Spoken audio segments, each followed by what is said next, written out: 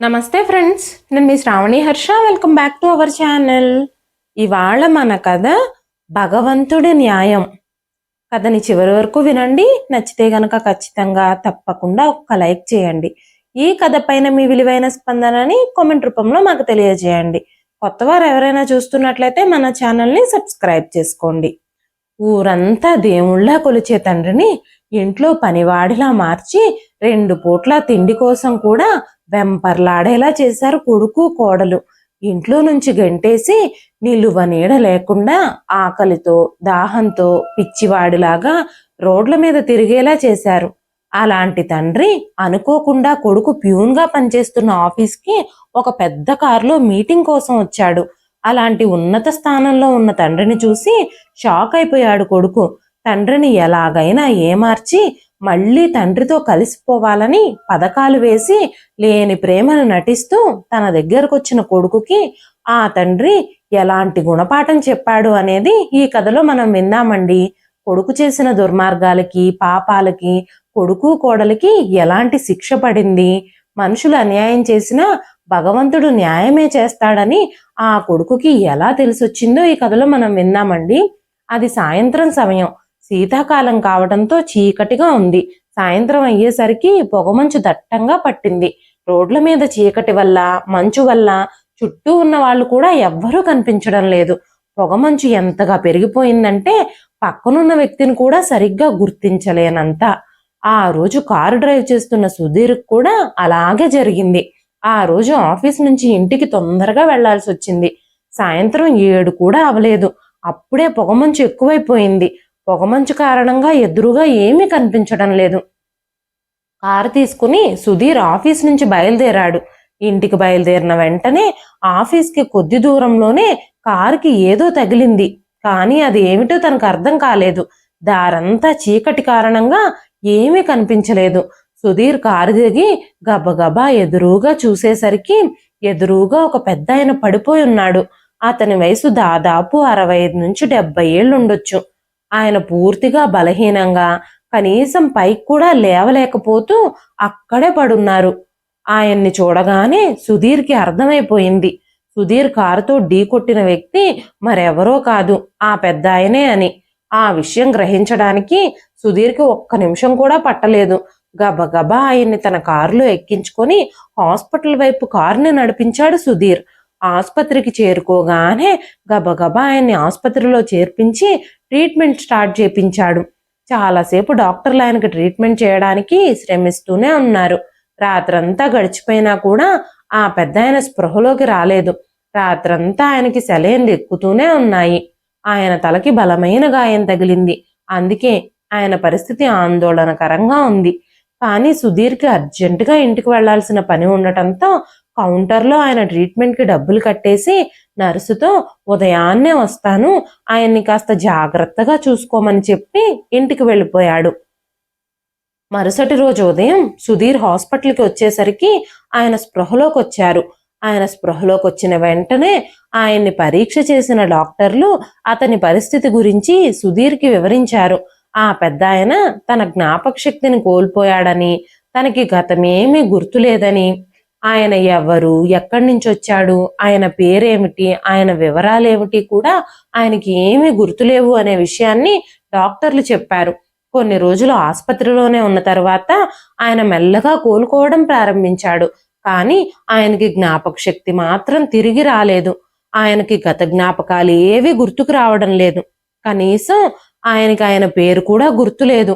పేరు చెప్పే పరిస్థితుల్లో కూడా ఆయన లేడు. సుధీర్కి ఏం చేయాలో అర్థం కాలేదు. సుధీర్ ఉద్దేశపూర్వకంగా ఏమీ చేయలేదు. అది ప్రమాదవశాత్తు జరిగిన సంఘటన మాత్రమే. ఇప్పుడు ఆ పెద్ద ఆయనకి తన వివరాలు ఏవి గుర్తులేవు. కనీసం ఆయన్ని వెతుక్కుంటూ ఆసుపత్రికి కూడా ఎవ్వరూ రాలేదు. ఆ యాక్సిడెంట్ జరిగిన చోటు గాని, ఆయన దగ్గర గాని ఆయనకు సంబంధించిన ఎలాంటి ఇన్ఫర్మేషను లేదు. కనీసం ఆయన జేబులో పర్సు గాని, అడ్రస్ కాగితం గాని ఏవీ దొరకలేదు. ఆసుపత్రిలో ఉంచి కూడా సుధీర్ ఆయన్ని ఎంతకాలం అని చూసుకోగలడు? ఇక బాగా ఆలోచించి సుధీర్ ఒక నిర్ణయం తీసుకున్నాడు. ఆయన్ని తనతో పాటు తన ఇంటికే తీసుకెళ్లాలి అనుకున్నాడు. ప్రమాదం జరిగిన రోజే సుధీర్ తన భార్యతో విషయం మొత్తం చెప్పాడు. ఆ విషయం అంతా విని సుధీర్ భార్య స్వప్న కూడా చాలా బాధపడింది. హాస్పిటల్కి వచ్చి ఆయన్ని చూడాలని కూడా స్వప్న పట్టుబట్టింది. కానీ తన కొడుకు నిశాంత్ చిన్నవాడు కావడంతో ఆస్పత్రికి రాలేకపోయింది. ఇప్పుడు సుధీర్కి వేరే మార్గం లేదు. ఆయనకి ఏమీ గుర్తు లేకపోతే తనతో పాటే సుధీర్ ఆయన్ని తన ఇంటికి తీసుకువెళ్లడమే మంచిది అని అనుకున్నాడు. ఆ తర్వాత రోజు హాస్పిటల్ నుంచి డాక్టర్లు ఆయన్ని డిశ్చార్జ్ చేశారు. సుధీర్ ఆయన్ని వాళ్ళింటికే తీసుకెళ్లాడు. సుధీర్తో పాటు ఆ ఇంట్లో సుధీర్ భార్య స్వప్న, కొడుకు నిశాంత్ ముగ్గురు కలిసి జీవిస్తున్నారు. ఇప్పుడు సుధీర్ ఆ పెద్ద ఆయనతో కలిసి ఇంటికి చేరుకున్నప్పుడు ఆయన్ని చూసి స్వప్న చాలా సంతోషించింది. ఇంటికి రాగానే ఆయనకు ఆదరంగా స్వాగతం పలికింది. తర్వాత ఆయన కోసం ప్రత్యేకంగా సిద్ధం చేసిన గదిలోకి తీసుకెళ్ళింది. ఆ రోజు నుంచి ఆయన సుధీర్ కుటుంబంతోనే కలిసి జీవించడం మొదలుపెట్టాడు. మొదట్లో కొన్ని సమస్యలు ఉన్నప్పటికీ కాలక్రమంలో ఆయన సుధీర్ని తన సొంత కొడుకులాగా, స్వప్నని కోడల్లాగా, నిశాన్ని తన మనవళ్లాగా అనుకోవడం ప్రారంభించాడు. సుధీర్ ఇంకా స్వప్న కూడా ఆయన్ని తండ్రిలాగానే భావించారు. సుధీర్ కొడుకు నిశాన్ కూడా ఆయన్ని తాతగారిలా భావించి తనతో చాలా బాగా ఆడుకోవడం మొదలుపెట్టాడు. సుధీర్కి ఆయన పేరు కూడా తెలియదు కాబట్టి ఆయనకి తన తండ్రి పేరే రామచంద్రయ్య అని పెట్టి తన తండ్రిలాగానే ఆయన్ని ప్రేమగా గౌరవంగా చూసుకోవడం మొదలుపెట్టాడు. ఇక అప్పటి నుంచి ఆయన్ని అందరూ ఆ పేరుతోనే పిలవడం మొదలుపెట్టారు. చాలా తక్కువ కాలంలోనే రామచంద్రయ్య గారు ఆ కుటుంబంతో కలిసిపోయారు. ఆయన నిశాంత్తో చాలా టైం స్పెండ్ చేసేవారు. అప్పుడప్పుడు ఏనుగులా మారి నిశాన్ని తన మీద ఎక్కించుకొని కూర్చొని తిప్పేవారు. అప్పుడప్పుడు నిశాన్ని తన ఒళ్ళో కూర్చోబెట్టుకొని కథలు చెప్పేవారు. ఇద్దరూ కలిసి పరిగెడుతూ దాగుడు మూతలాటలు ఆడుకునేవారు. చుట్టుపక్కల వాళ్ళందరూ ఆయన్ని రామచంద్రయ్య అనే పేరుతోనే పిలుస్తున్నారు. కాలక్రమంలో ఆయన జనాలందరితో పూర్తిగా కలిసిపోయారు. స్వప్న కూడా ఆయన్ని మామగారులాగానే భావించి ఆయన బట్టలు, మందులు, ఆయనకు కావలసిన అన్ని అవసరాల గురించి చాలా జాగ్రత్తగా చూసుకునేది. సుధీర్కి ఆయన రోడ్డు మీద దొరికినప్పుడు ఆయన ఒంటి మీద మాసిపోయిన బట్టలు, ఆయన శరీరం మీద దుమ్ము, ఆయన ఒంట్లో కాస్త కూడా కండ లేకుండా ఎముకలు మాత్రమే ఉన్నాయి.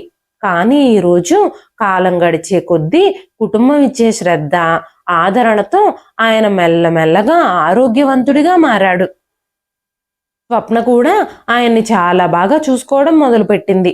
ఇప్పుడు నిశాన్ కూడా కాస్త పెద్దవాడయ్యి స్కూల్కు వెళ్ళడం మొదలుపెట్టాడు. నిశాన్ని స్కూల్లో జాయిన్ చేసిన దగ్గర నుంచి రామచంద్రయ్య గారు ఇంట్లో ఒంటరిగా ఉండేవాడు. ఆయనకి మనవాళ్ళు లేకుండా రోజంతా ఒక్కరే ఇంట్లో గడపడం కష్టంగా ఉండేది. ఆయన ఆ ఇంట్లో ఒంటరితనాన్ని ఫీల్ అవుతున్నారు. ఒకరోజు సుధీర్ రామచంద్రయ్య గారితో, నాన్న, మీకు అభ్యంతరం లేకపోతే నేను మీతో ఒక విషయం చెప్పాలనుకుంటున్నాను. రోజంతా మీరు ఇంట్లోనే ఉంటే మీకు చాలా బోర్ కొడుతుంది కదా, మీరు చాలా బోర్గా ఫీల్ అవుతున్నట్టున్నారు. ఇప్పుడు నిశాన్ కూడా స్కూల్కి వెళ్ళడం మొదలు పెట్టాడు కదా, ఇంతకు ముందు నిశాంత్తో ఆడుకుంటూ మీరు రోజంతా సరదాగా గడిపేసేవారు అనగానే రామచంద్రయ్య గారు, అవును బాబు, నేను నిశాన్ వెనకాల రోజంతా పరుగులు తీస్తూనే ఉండేవాడిని. నిశాన్ స్కూల్లో జాయిన్ అయిన దగ్గర నుంచి నాకు ఇక్కడ ఖాళీగా కూర్చోవాలని అనిపించడం లేదు. నేను టీవీ చూస్తున్నా ఎంతసేపు అని చూస్తాను, నాకు రోజంతా ఏమీ తోచడం లేదు. నాకేదైనా పని దొరికితే బావుండు, నేనేదైనా పని చూసుకోవాలని అనుకుంటున్నాను అని చెప్పగానే రామచంద్రయ్య గారి మాటలు విన్న సుధీర్కి కొంచెం బాధగా అనిపించింది. అప్పుడు సుధీర్, నాన్న, ఈ ఇంట్లో మీరేమైనా ఇబ్బందిగా ఫీల్ అవుతున్నారా, మా వల్ల మీకేమైనా ఇబ్బంది కలుగుతుందా అనగానే రామచంద్రయ్య గారు, లేదు లేదు బాబు, నాకు మీ ఇద్దరి మీద ఎలాంటి ఫిర్యాదు లేదు. నా కోడలు నన్ను చాలా జాగ్రత్తగా చూసుకుంటుంది. కాకపోతే ఇంట్లో ఒంటరిగా ఉండడం నాకే విసుగ్గా అనిపిస్తుంది, అందుకే అలా అన్నాను అనగానే సుధీర్, అలాంటప్పుడు వేరే ఏదో ఒక పని చేయడం ఎందుకు నాన్న, నాకే సొంతంగా బట్టల వ్యాపారం ఉంది, మీరు మన షోరూంకే రండి, మీరు అక్కడ మీకు నచ్చిన పని చేయొచ్చు, నాకు సహాయంగా ఉండొచ్చు. ఒక నమ్మకమైన వ్యక్తి, అందులోనూ నా తండ్రి, నా కుటుంబ సభ్యుడు నాకు వ్యాపారంలో సహాయంగా ఉంటే అంతకంటే నాకు ఇంకేం కావాలి అనగానే రామచంద్రయ్య గారు సంతోషంగా కొడుకు ప్రతిపాదనని ఒప్పుకున్నారు. ఉదయం టిఫిన్ చేసి సుధీర్ ఇంకా రామచంద్రయ్య గారు షోరూంకి బయలుదేరేవారు. ఆ తర్వాత స్వప్న వంట చేసి క్యారేజ్ సిద్ధం చేసి వాళ్ళ కోసం షోరూంకి తీసుకెళ్లి ఇచ్చి వస్తూ ఉండేది. వాళ్ళ రోజులు చాలా సరదాగా గడిచిపోతున్నాయి. సుధీర్ కూడా రామచంద్రయ్య గారిని సొంత తండ్రిలా భావిస్తున్నాడు. సుధీర్ ఇంకా స్వప్న చిన్న వయసులోనే తల్లిదండ్రులను కోల్పోయారు కాబట్టి తల్లిదండ్రులు లేని బాధ వాళ్ళిద్దరికీ బాగా తెలుసు. ఇప్పుడు రామచంద్రయ్య గారి రాకతో ఆ లోటు కూడా తీరిపోయింది. దేవుడు తమ తల్లిదండ్రుల్ని వాళ్ళ నుంచి దూరం చేసినప్పటికీ ఇప్పుడు కారు ప్రమాదం రూపంలో మళ్ళీ తండ్రి ప్రేమను తిరిగిచ్చాడని సుధీర్ చాలా సంతోషించాడు. ఒకరోజు రామచంద్రయ్య గారు సుధీర్ ఆఫీస్ నుంచి తిరిగి వెళుతూ ఉన్నప్పుడు సుధీర్ దారిలో ఒక చోట కారాపి కారు దిగి ఒక బొమ్మల షాప్లోకి వెళ్ళాడు. నిషానికి బొమ్మలు కొనడానికి. కొద్దిసేపటికే ఒక ట్రక్కు పక్కగా ఆగి ఉన్న ఆ కారుని వెనక నుంచి ఢీకొట్టింది. అదే కారులో రామచంద్రయ్య గారు ఉన్నారు. వెంటనే సుధీర్ పరిగెత్తుకుంటూ అక్కడికి వెళ్లి చూశాడు. రామచంద్రయ్య గారి తలకి గాయమై తల నుంచి రక్తం కారుతుంది. ఆయనకి తలలో లోతైన గాయం తగిలింది. వెంటనే సుధీర్ ఆయన్ని ఆసుపత్రికి తీసుకెళ్లాడు. తన తండ్రి పరిస్థితి చూసినప్పుడు సుధీర్ చాలా బాధపడ్డాడు. స్వప్న కూడా పరిగెత్తుకుంటూ ఆగమేఘాల మీద హాస్పిటల్ దగ్గరకు వచ్చింది. స్వప్న కూడా చాలా కంగారుగా భయంగా ఉంది. తను బాధపడడం ప్రారంభించింది. డాక్టర్తో మాట్లాడిన తర్వాత తలకి బలమైన గాయమై చాలా రక్తం పోయిందని డాక్టర్లు చెప్పారు. ట్రీట్మెంట్ తర్వాత ఆయన స్పృహలోకి రాకపోతే చాలా కష్టం అని చెప్పి డాక్టర్లు చెప్పగానే ఇద్దరూ బయటే కూర్చొని చేతులు జోడించి దేవుణ్ణి ప్రార్థించడం మొదలుపెట్టారు. ఆ రాత్రి అలాగే గడిచిపోయింది. మరుసటి రోజు ఉదయం రామచంద్రయ్య గారికి స్పృహ వచ్చింది. ఆయన స్పృహలోకి వచ్చినప్పుడు ఆయనకి కోల్పోయిన జ్ఞాపక శక్తి కూడా తిరిగి వచ్చింది. గతమంతా ఆయనకు గుర్తొచ్చింది. అది మంచి విషయమే. కానీ అంతకంటే మంచి విషయం ఏమిటంటే రామచంద్రయ్య గారు సుధీర్తో స్వప్నతో నిశాంత్తో గడిపిన ఏ రోజునూ ఆయన మర్చిపోలేదు. 2 రోజుల తర్వాత రామచంద్రయ్య గారిని డిశ్చార్జ్ చేశారు. డాక్టర్ రాసిచ్చిన ప్రిస్క్రిప్షన్ ప్రకారం మందులన్నీ ఆయనకి టైంకి ఇస్తూ స్వప్న ఆయన్ని చాలా జాగ్రత్తగా చూసుకోవడం మొదలుపెట్టింది. ఒకరోజు సుధీర్ ఆఫీస్ నుంచి తిరిగి వచ్చిన తర్వాత అలవాటుగా తన తండ్రి గదికి చేరుకున్నాడు. అప్పుడు రామచంద్రయ్య గారు కాస్త విచారంగా ఉండడం చూశాడు. ఆయన కళ్ళ నుంచి కన్నీళ్లు కారుతున్నాయి. వెంటనే సుధీర్ ఆయన పక్కకే వెళ్లి కూర్చొని ఆయన భుజం మీద చెయ్యి వేశాడు. ఆయన గబ్బగబ్బా కన్నీళ్లు తుడుచుకుంటూ, బాబు సుధీర్ ఏమైంది అనగానే సుధీర్, నాకేమీ కాలేదు నాన్న, మీరే ఎందుకో విచారంగా ఉన్నట్టు అనిపిస్తోంది, మీ కళ్ళల్లో నీళ్ళెందుకు తిరుగుతున్నాయి అని అడగగానే రామచంద్రయ్య గారు సుధీర్తో మొదటగా ఏమీ చెప్పలేదు. కానీ సుధీర్ పదే పదే పట్టుబట్టినప్పుడు అతను తన గత జ్ఞాపకాల గురించి ఆయనతో చెప్పాడు.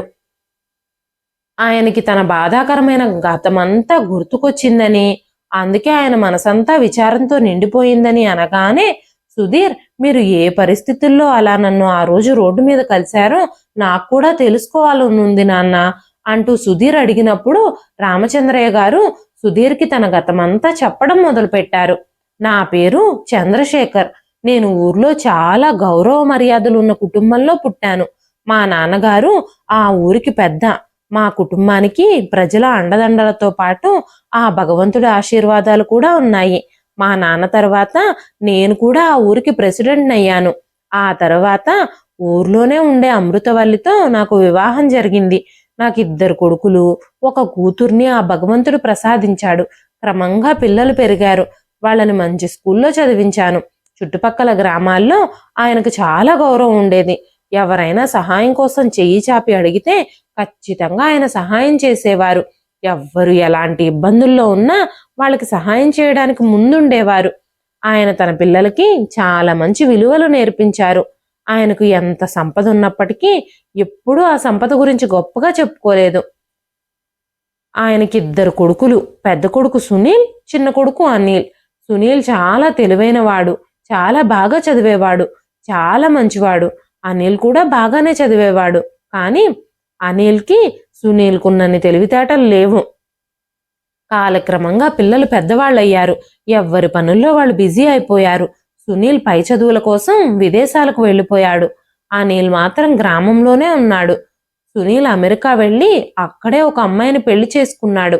అది కూడా తల్లిదండ్రులు ఒప్పుకున్న తర్వాతే.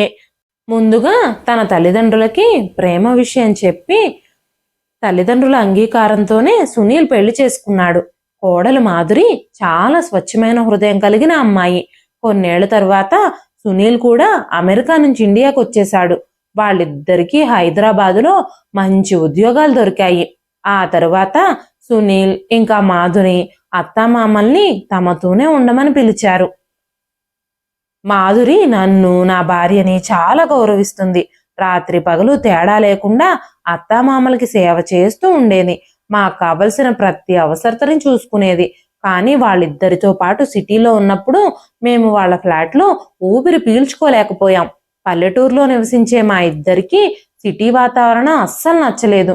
కొన్ని రోజుల తర్వాత కొడుకు కోడల్ని ఒప్పించి ఊరికి తిరిగి వచ్చేసాం. ఊరికొచ్చాక అనిల్కి కూడా పెళ్లి చేశాము. ఆ తర్వాత కూతురు అంజలికి కూడా మంచి అబ్బాయిని చూసి పెళ్లి చేసేసాము. మా కుటుంబాల్లో చాలా సంతోషం నెలకొంది. అప్పుడప్పుడు అందరం ఊర్లో ఇంట్లో కలుసుకుంటూ ఉండేవాళ్ళం. అనిల్ పెళ్ళయ్యేదాకా అంతా సవ్యంగానే జరిగింది. అనిల్ వివాహం తర్వాత అనిల్ భార్య సౌజన్య ఇంటికొచ్చింది. 1 నెల రోజులు అంతా బాగానే ఉంది.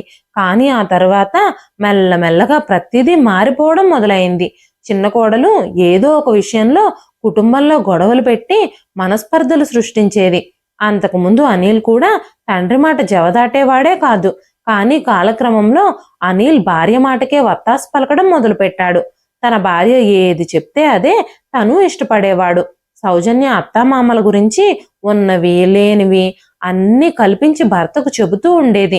మెల్లమెల్లగా కోడలు హద్దులు దాటడం మొదలుపెట్టింది. అత్తామామల్ని రాచి రంపాన పెట్టడం మొదలుపెట్టింది. తను అత్తామామలకు సమయానికి భోజనం కూడా వండేది కాదు. అంతేకాకుండా అత్తగారితో చాలా దారుణంగా ప్రవర్తించేది. ఇంటి పనులన్నీ నిర్దాక్షిణ్యంగా అత్తగారితోనే చేయించుకునేది. అప్పుడప్పుడు మామగారి చేతిలో నుంచి, అప్పుడప్పుడు అత్తగారి చేతిలో నుంచి భోజనం కూడా లాగేసుకునేది. చాలా రోజులు అంతా ఓర్చుకొని ఇద్దరూ చాలా ఓపిక పట్టారు. ఆ తరువాత అమృతవల్లి గారు, చంద్రశేఖర్ గారు, పెద్ద కొడుకు ఇంకా పెద్ద కోడలు మాధుర్యుల దగ్గరకు వెళ్లాలని నిర్ణయం తీసుకున్నారు. కనీసం అక్కడ సిటీ వాతావరణం పడకపోయినా ఆ ఇంట్లో 2 పూట్ల భోజనమైనా దొరుకుతుంది, గౌరవ మర్యాదలైనా లభిస్తాయి అని ఆలోచించి పెద్ద కొడుకు కోడల దగ్గరికి వెళ్ళిపోవాలని నిర్ణయించుకున్నారు. ఇలా ఆలోచించుకొని నిద్రలోకి జారుకున్నారు. మరుసటి రోజే చంద్రశేఖర్ గారు, అమృతవల్లి గారు తమ పెద్ద కొడుకు దగ్గరకు బయలుదేరాలి అనుకున్నారు. కానీ ఆ తర్వాత రోజు ఉదయం నిద్రలేచేసరికి వాళ్లకు ఒక కాల్ వచ్చింది. సునీల్ ఇంకా మాధురి ప్రమాదానికి గురైనట్టు తెలిసింది. వాళ్ళిద్దరూ ఒక కార్ యాక్సిడెంట్లో ఈ లోకాన్ని విడిచిపెట్టి వెళ్ళిపోయారు. ఏం చేయాలో అర్థం కాక చంద్రశేఖర్ గారు ఇంకా అమృతవల్లి గారు కుమిలి కుమిలి ఏడ్చారు. కొడుకు కోడలు పోయిన బాధని ఇద్దరూ తట్టుకోలేకపోయారు. కాలం గడిచే కొద్దీ అనిల్ ఇంకా అతని భార్య సౌజన్య అత్తామామలతో చాలా దారుణంగా ప్రవర్తించడం మొదలుపెట్టారు. కానీ ఇప్పుడు వాళ్ళిద్దరికీ వేరే మార్గం లేదు. ఎన్ని బాధలు పెట్టినా వాళ్లతోనే కలిసి ఉండాలి, తప్పదు. ఎందుకంటే పెద్ద కొడుకు కోడలు కూడా చనిపోయారు. పెద్ద కొడుకు కోడలు చనిపోయిన ఆ బాధే అమృతవల్లి గారిని లోపల కరిగించేసింది. ఆమె ఆ బాధను తట్టుకోలేక మంచం పట్టింది. ఆవిడ ఆరోగ్యం పూర్తిగా క్షీణించిపోయింది.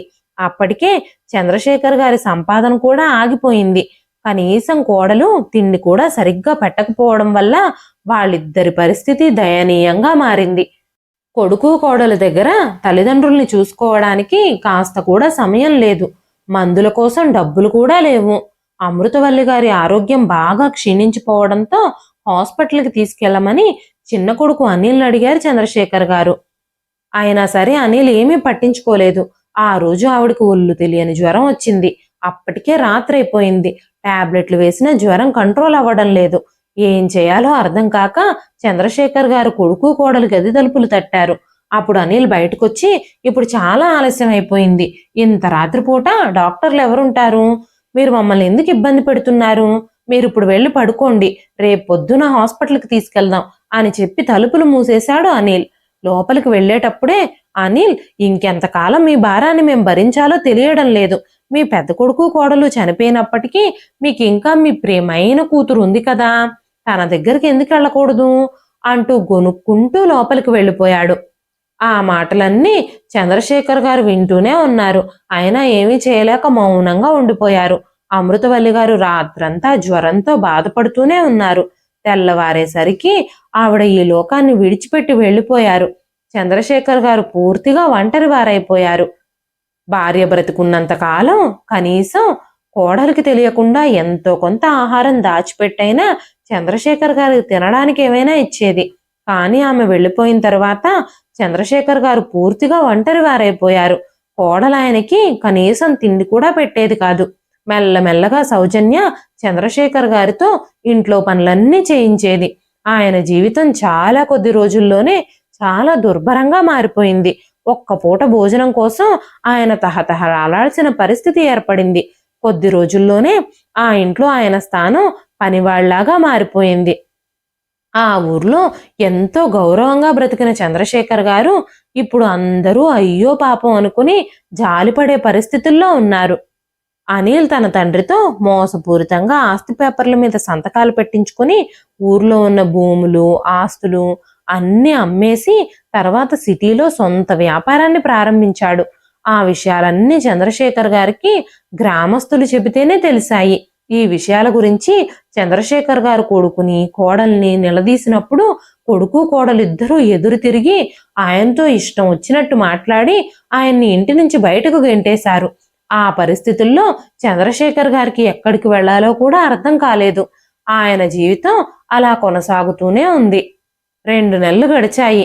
కనీసం ఆయనకి తలదాచుకోవడానికి పైకప్పు కూడా లేదు. ఎక్కడ ఖాళీ కనిపిస్తే అక్కడే పడుకునేవారు. ఊర్లో అందరి ముందు అలాంటి దయనీయమైన పరిస్థితి అనుభవించడానికి నామోషీగా ఫీల్ అయ్యి చంద్రశేఖర్ గారు సిటీకి వచ్చేశారు. సిటీలో రోడ్ల మీద తిరుగుతూ ఎవరైనా ఏదైనా ఇస్తే తింటూ దాదాపు 2 నెలలు చాలా దయనీయమైన జీవితాన్ని గడిపారు. చలిలో, ఎండలో, వానలో ఆయన తిరుగుతూనే ఉన్నారు. ఒకరోజు ఆయన రోడ్డు దాటుతూ ఉండగా సుధీర్ కార్ని ఢీకొట్టారు. ఆ తర్వాత ఏం జరిగిందో అంతా సుధీర్కి తెలుసు. ఆయన తన గతమంతా సుధీర్కి చెబుతూ బోరు బోరున విలపించడం మొదలుపెట్టారు. రామచంద్రయ్య గారు తన కథనంతా చెబుతూ ఉంటే స్వప్న వెనక నుంచి వాళ్ళ సంభాషణ అంతా వింటుంది. ఆ సంభాషణ అంతా విన్న స్వప్న కళ్ళల్లోంచి కన్నీళ్లు కారుతూనే ఉన్నాయి. వెంటనే స్వప్న రామచంద్రయ్య గారి దగ్గరకు వెళ్ళి పక్కనే కూర్చుని, మామయ్య గారు, మీరేం బాధపడాల్సిన పని లేదు.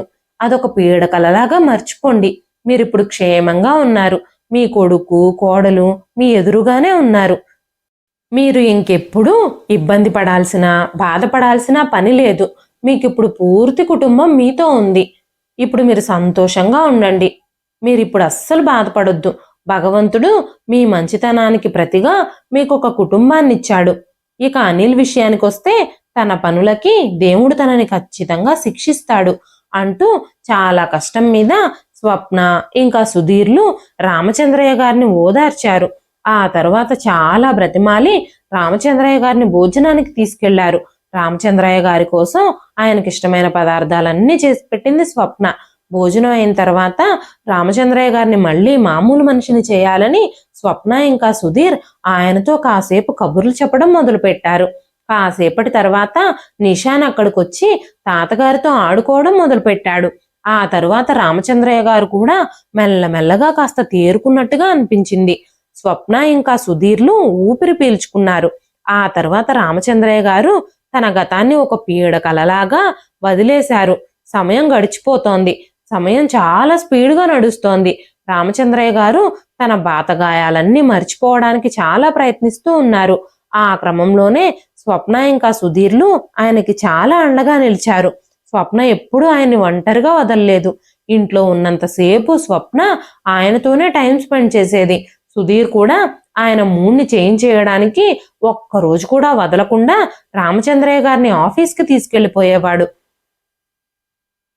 ఆయన్ని సంతోషంగా ఉంచడానికి భార్యాభర్తలిద్దరూ ఎప్పుడూ ఏదో ఒక మార్గాన్ని వెతికేవారు. కొడుకు కోడలు ఆయన్ని పార్కుకి తీసుకెళ్లడం, షాపింగ్ మాల్స్కి తీసుకెళ్లడం, ఎక్కువ సమయం నిషాంతో గడిపేలా చేయడం, ఇలా మెల్లమెల్లగా మామూలు మనిషిని చేసేశారు. ఒకరోజు సుధీర్కి సడన్ గా జ్వరం వచ్చింది. ఆ రోజు చాలా పెద్ద పెద్ద వ్యాపారవేత్తలు సుధీర్ ఆఫీస్కి రాబోతున్నారు. వాళ్ళతో సుధీర్కి మీటింగ్ ఫిక్స్ చేశారు. చాలా పెద్ద కాంట్రాక్ట్ని సుధీర్తో కుదుర్చుకోవడానికి ఆ రోజు వాళ్ళందరూ ఆఫీస్కి రాబోతున్నారు. వాళ్ళందరూ సుధీర్ ప్రజెంటేషన్కి ఇంప్రెస్ అయితే సుధీర్ వాళ్ళ కంపెనీకి పెద్ద ఆర్డర్ వస్తుంది. కానీ సుధీర్ కనీసం లేవలేని విధంగా అనారోగ్యంతో ఉన్నాడు. అప్పుడు సుధీర్ రామచంద్రయ్య గారితో, నాన్న మీకు అభ్యంతరం లేకపోతే ఈ రోజు మీటింగ్కి మీరు అటెండ్ అవుతారా అని అడిగాడు.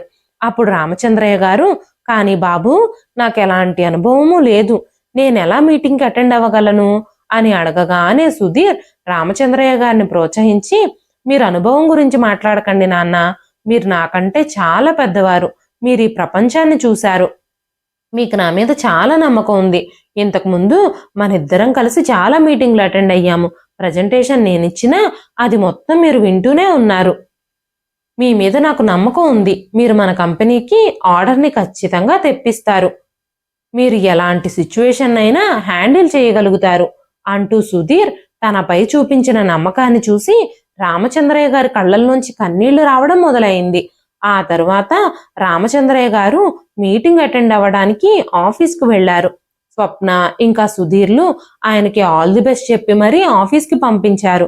ఆ తర్వాత రామచంద్రయ్య గారు వెళ్ళి ఆఫీస్లో మీటింగ్ అటెండ్ అయ్యారు. ఆయన ఇచ్చిన ప్రజెంటేషన్కి అక్కడికి వచ్చిన క్లయింట్లందరూ చాలా సంతోషించారు. సుధీర్ కంపెనీకి చాలా పెద్ద ఆర్డర్ వచ్చింది. ఆ ఆర్డర్ని సమయానికి పూర్తి చేసిన తర్వాత ఆయనకి ఇంకా పెద్ద పెద్ద ఆర్డర్లు ఇస్తామంటూ వాళ్ళు మాట్లాడారు. ఇప్పుడు సుధీర్ ఇంకా రామచంద్రయ్య గారు ఇద్దరూ చాలా కష్టపడి సమయానికల్లా ఆర్డర్స్ని పూర్తి చేయడానికి చాలా ప్రయత్నించారు. ఆ ప్రాజెక్ట్ పూర్తవగానే సుధీర్, నాన్న ఈ ఆర్డర్ మీ మూలంగానే వచ్చింది కాబట్టి ఈ ఆర్డర్ ఫినిష్ అయిన తర్వాత వాళ్ళకి డెలివరీ చేసే పూచీ కూడా మీరే తీసుకుంటే మంచిది అని నేను అనుకుంటున్నాను, ఇప్పుడు వాళ్ళకి హ్యాండ్ ఓవర్ చేసేటప్పుడు మీరు వెళితేనే మంచిది అని నాకు అనిపిస్తుంది అంటూ సుధీర్ చెప్పగానే అప్పుడు రామచంద్రయ్య గారు చాలా కంగారు పడిపోయారు. ఆ రోజేదో మీటింగ్ అటెండ్ అయ్యాను, కానీ ఈ రోజు వాళ్ళ ఆఫీస్కి వెళ్ళి నేను ఈ పని అంతా ఎలా చక్కబడతాను, ఇదంతా నా వల్ల కాదు అంటూ సుధీర్తో చెప్పారు రామచంద్రయ్య గారు. సుధీర్ గట్టిగా వెళ్లాల్సిందే అని ఆయన నొప్పించడంతో సుధీర్ని కూడా తనతో రమ్మని పట్టుబట్టారు రామచంద్రయ్య గారు. తండ్రి కొడుకులిద్దరూ కారులో కూర్చుని ఆ కంపెనీకి బయలుదేరారు. ఆ కంపెనీకి చేరుకున్నప్పుడు ఆ రోజు ఆ స్థలంలో చాలా మంది జనాలు గుమికూడినట్టుగా వాళ్ళు చూశారు. అది చాలా పెద్ద కంపెనీ. లోపలికి చేరుకోగానే ఆ రోజు కంపెనీలో ఇంటర్వ్యూలు జరుగుతున్నాయని తెలిసింది. అందుకే అక్కడ అంతమంది జనాలు ఉన్నట్టు వాళ్ళు తెలుసుకున్నారు.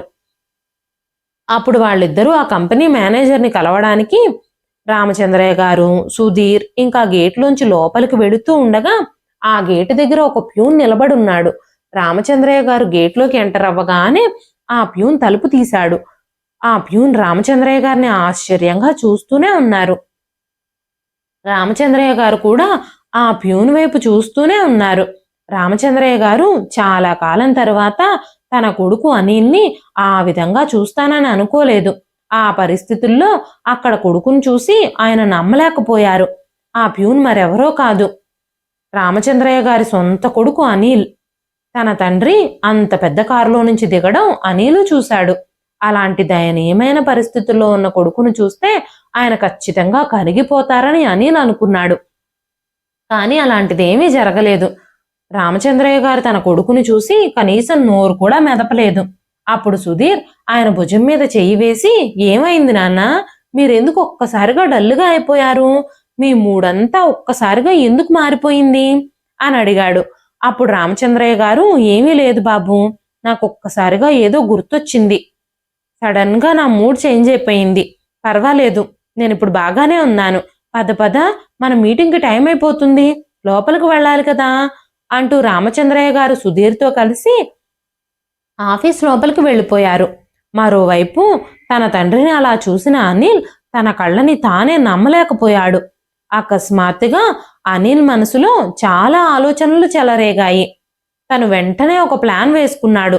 రామచంద్రయ్య గారు తన పని ముగించుకొని సుధీర్తో కలిసి తిరిగి వస్తూ ఉన్నప్పుడు అనిల్ ఆయనకి ఎదురుపడి, నాన్నా ఎలా ఉన్నారు, మీరెక్కడికి వెళ్ళిపోయారు, నేను మీకోసం ఎక్కడెక్కడ వెతికానో మీకు తెలియదు, ప్రతి ఇంట్లోనూ చిన్న చిన్న గొడవలు సహజంగా వస్తూనే ఉంటాయి, దానికే మీరు ఇల్లు వదిలి వెళ్ళిపోవాలా? మీరు లేకుండా మన కుటుంబం అసంపూర్ణమైపోయింది అంటూ చాలా విషయాలు చెప్పడం మొదలుపెట్టాడు. రామచంద్రయ్య గారికి అది నాటకమేనని చాలా బాగా అర్థమైపోయింది. అనిల్ రామచంద్రయ్య గారి దగ్గరగా వెడుతూ ఉండగానే సుధీర్ అనిల్ చేయి పట్టుకొని దూరంగా నెట్టేశాడు. ఈ రోజు మా నాన్న వైపు ఎవరైనా అడుగులు వేస్తే జాగ్రత్త. మీ నాన్న నీకు ఇన్ని ఏళ్ల తర్వాత ఇప్పుడు గుర్తొచ్చాడా?